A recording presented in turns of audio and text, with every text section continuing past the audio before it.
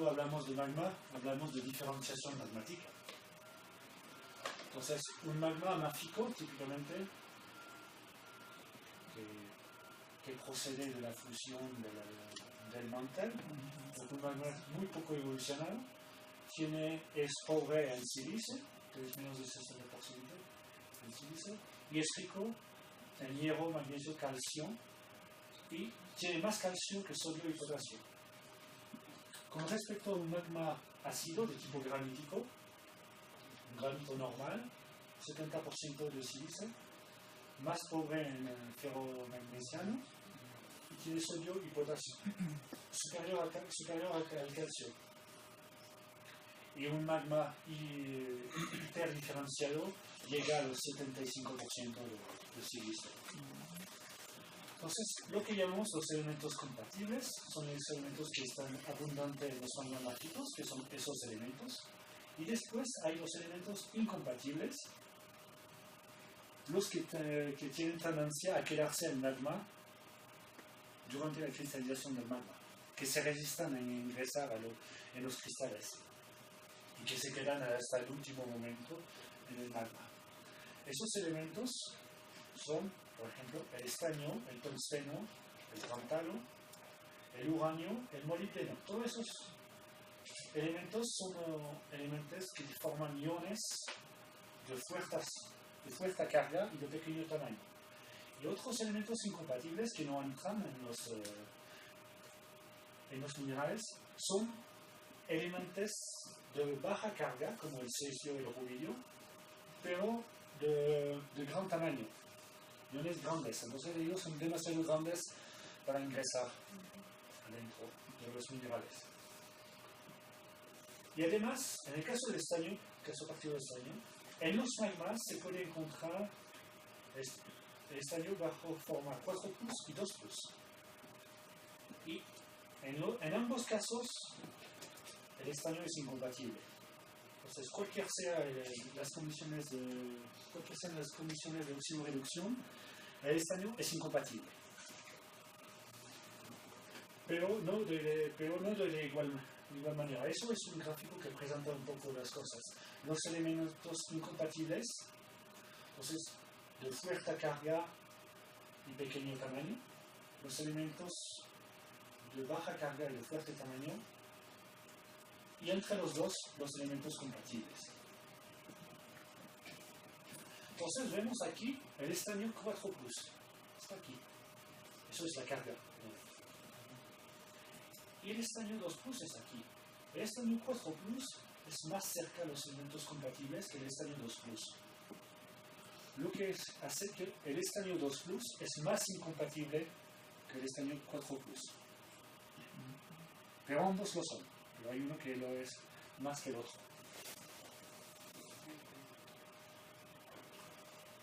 ¿Qué significa entonces eso? Es una pregunta.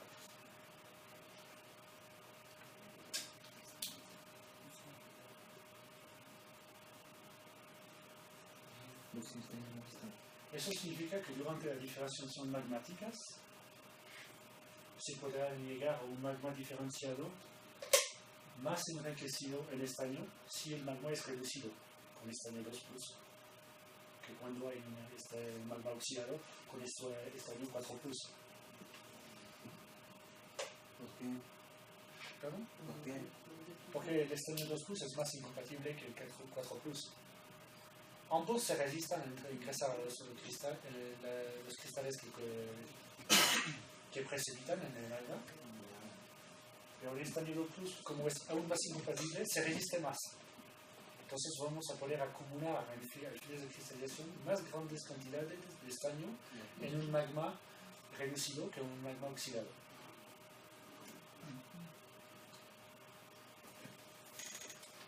Eso es importante, porque ahora vamos a hablar del problema del estado de oxidación de los magmas. Al fin de los años 70, el japonés Ishihara observó dos patrones de distribución de minerales accesorios en las rocas graníticas de Japón. Un primer grupo de magmas que contienen como minerales accesorios, magnetita, ilmenita, hematita, pirita y titanita, es feo. Entonces, eso los define como los magmas de la serie de las magnetitas, magmas oxidados. Y después el otro grupo es ilmenita, pirotina, grafito, sin magnetita y titanita y menos aún hematita. Los llamo la serie de los ilmenites, entonces sistemas reducidos, porque grafito, pirotina, típicamente ambiente reductor, mientras hematita, magnetita, ambiente oxidante. Y hizo la correlación con otro tipo de clasificación de los magmas, que era la clasificación de White and Chappell, que definía los granitos entre granitos tipo I y granitos tipo S. También hay granito tipo A y granito tipo M. Granito tipo I eran típicamente de granitos productos de fusión de rocas ígneas mantelicas. Y los granitos de tipo S, que son el producto de fusión de rocas sedimentarias, al menos en parte. Rocas sedimentarias ricas en grafito, el material orgánico, lo que le dio su carácter reductor. Y después, 4 años después, otro papel, hizo la asociación entre pórfidos de cobre molibdeno y los magmas oxidados de la serie de magnetitas de tipo I. Y los sistemas estaníferos a los granitos reducidos. Entonces, los yacimientos de estaño son asociados a un ambiente reductor, relativamente reductor o muy reductor. Entonces, en esos magmas donde se encuentra el estaño bajo forma 2+. Pero también puede haber estaño 4+ en ambientes oxidados. Sí, pero no logra concentrarse en muy altos niveles en el magma, porque el estaño 4+ logra en ciertos minerales tomar el lugar del aluminio 3+, por ejemplo. Entonces logra meterse en las biotitas, por ejemplo.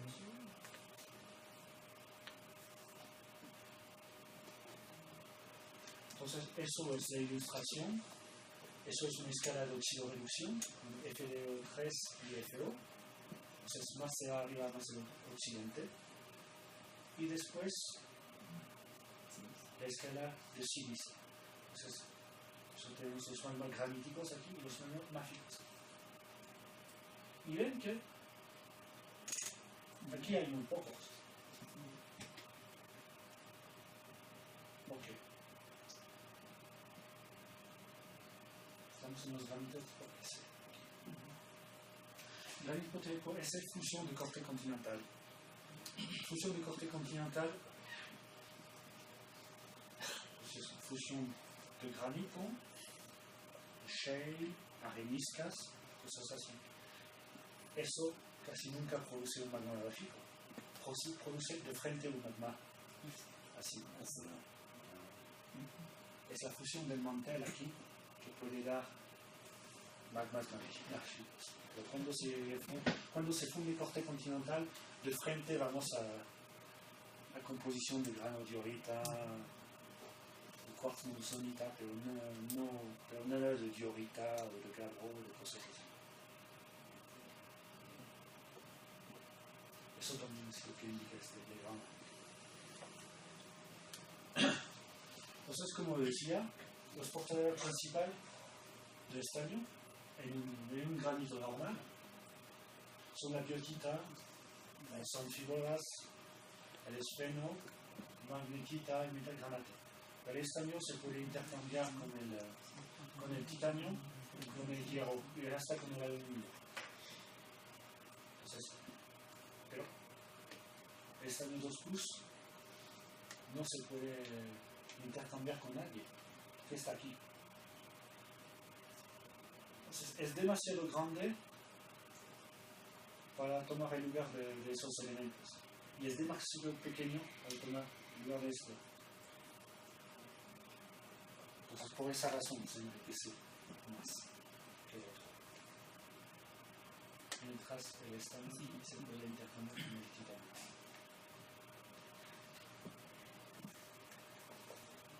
Entonces, otra manera de ver el estudio de oxidación, ubicando los sistemas de estaño con respecto a otros sistemas. Vamos a empezar con este diagrama, lo más simple. Rubidios-Francio. Rubidios-Francio es un indicador de diferenciación magmática. Porque el rubidio se asocia principalmente al fosfato potásico, mientras el francio se mete más en las argioclasas. Entonces, en los magmas más se diferencian, más vamos a tener fosfato potásico con respecto a la argioclasa. Y eso es una escala de oxidación. Más se va arriba, más se oxida. Entonces tenemos aquí rocas con poca diferenciación magmática, relativamente máfica intermedios, y oxidante, los porfiros de cobre oro. Cuando hay un poco más de diferenciación, llegamos a composiciones que son más gravíticos, tenemos los porfiros de cobre molibdeno. Y después, rocas muy diferenciadas y oxidantes, los porfiros de molibdeno. Los yacimientos tipo porfiros tipo clímax, por ejemplo. Al opuesto tenemos sistemas de estaño y tungsteno. Roca muy diferenciada, débil tasa de oxidación, colisión reductora. Y entre los dos tenemos los sistemas de estaño, molibdeno, tungsteno. Y tenemos en posición intermedia aquí los sistemas a tungsteno, los porfiros de tungsteno. Entonces, este diagrama les explica por qué no podemos encontrar estaño dentro de un sistema de porfiro de cobre, o encontrar un sistema de porfiro de estaño con porfiro de cobre a una misma época, de mismo edad. Porque las condiciones son exactamente lo opuesto. Este diagrama exprime un poco lo mismo. Entonces tenemos aquí las condiciones de formación de los granitos tipo S, y aquí granitos de tipo I por encima. Y después tenemos en baja de temperatura la evolución de los sistemas hidrotermales. Entonces, los sistemas de porfiros de cobre evolucionan así, en condición oxidante, y al final van a llegar por acá. Mientras los sistemas de estaño van a evolucionar en condiciones más reductrices para llegar hasta aquí.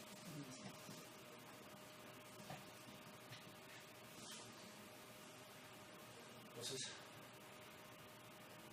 el sistema hidrotermal tiene la misma evolución que el sistema magmático.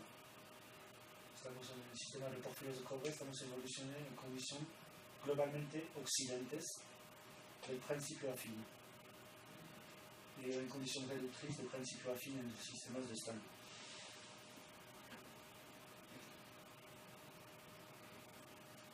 Entonces, durante la diferenciación magmática, el enriquecimiento en el estadio 2+, será más fuerte en un magma reducido que en un magma oxidado.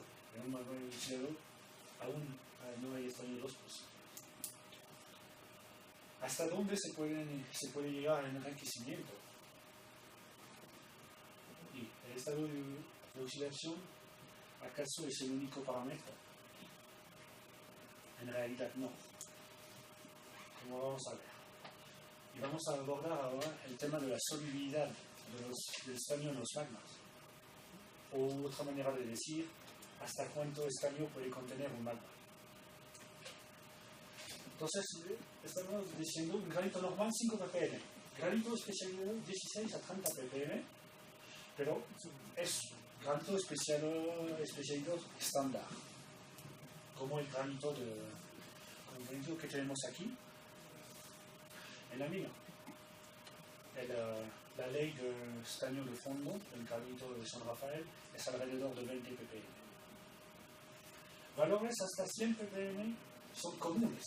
Encima de 100 es un poco más excepcional, pero eso ocurre en zonas ultra diferenciadas de pequeño volumen en cúpulas. Los valores máximos conocidos son de 1500 ppm, 0.15%. En las macusanitas, entonces muy cerca de aquí, en pequeños nódulos en las membritas de Macusani, que son más jóvenes que el nacimiento de San Rafael. También en el granito de Beauvoir, en Francia, donde llegó a 1400 ppm, pero el granito de Beauvoir en Francia es considerado como un equivalente plutónico de las macusanitas de Perú. Y también en ciertos sistemas de granitos de metales raros en China, en Mongolia, en rocas subvolcánicas, en cuerpos subvolcánicos que llaman ungolitas, que serían también equivalentes subvolcánicas de las macusanitas. Entonces, algunos diagramas aquí. Con el titanio. El titanio también es un índice de diferenciación, porque es un elemento compatible. Entonces, más el granito es diferenciado, más se baja su valor de titanio. Entonces tenemos aquí, en sistemas alcalinos, vamos a un poco más de 100, es típicamente lo que se encuentra en Nigeria, en los complejos angulares peralcalinos. En sistemas peraluminosos ricos en borón, lo que encontramos en Bolivia, vemos un poco lo mismo. En los sistemas peraluminosos ricos en flúor, igual. Entonces tenemos siempre un poco lo mismo en valores absolutos. Pero esos son ejemplos naturales. Entonces, los ejemplos naturales tenemos siempre la suerte de encontrar la zona la más diferenciada. Y además hay un problema. Para medir eso en los sistemas naturales es que las cúpulas muy diferenciadas son el sitio de la alteración hidrotermal que produce las vetas ricas en calciteritas. Entonces es extremadamente difícil encontrar una zona donde hay un enriquecimiento que sea puramente magmático, sin una huella hidrotermal que está por encima. Entonces, otra manera de medir la solubilidad es hacer experimentaciones, reconstituyendo granitos de manera sintéticas en autoclaves. Es lo que hicieron Taylor y Wall en el 1992, algo que quedó famoso, que sigue una referencia ahora. Entonces, puso un gel de granito dentro de una cápsula